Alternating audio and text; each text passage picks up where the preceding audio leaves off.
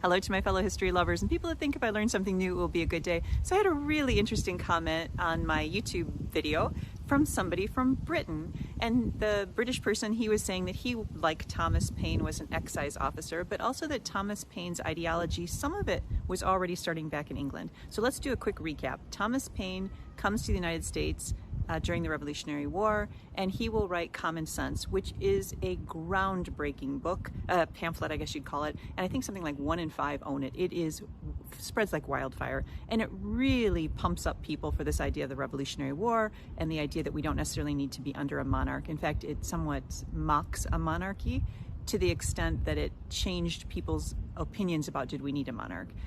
Later he'll write what's called the American Crisis, and that's with the famous line, not to be a sunshine patriot, that when people are needed the most, not to just be a sunshine patriot and leave when the cause needed you. And Washington was so impressed with that, he actually has Thomas Paine's words read aloud. And then later, and I actually did videos on this, but it was really interesting. They sort of part ways, Washington and Thomas Paine. Thomas Paine gets involved in the French Revolution, and he's actually marked for death. He has an extraordinary escape, but I did that all in another video, so we won't cover that right now.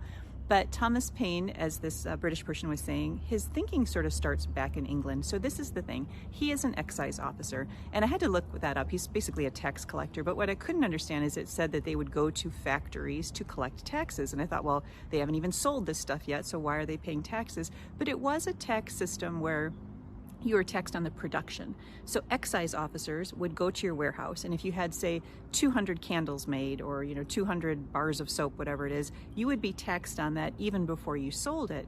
But what Thomas Paine was arguing, and he actually created a pamphlet that said an argument in favor of paying basically excise officers more, is it was rife with corruption, and the reason was it was so low paid. And so how the corruption would work would be this. Let's say you're sorry, that was a gnat.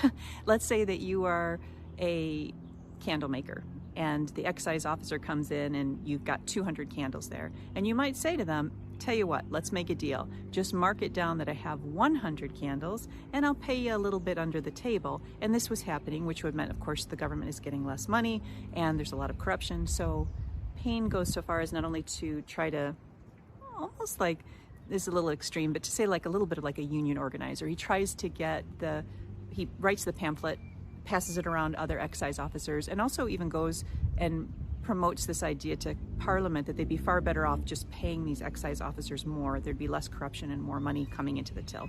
So anyway, that was a little bit about him prior to coming to the Americas, and thanks for letting me share.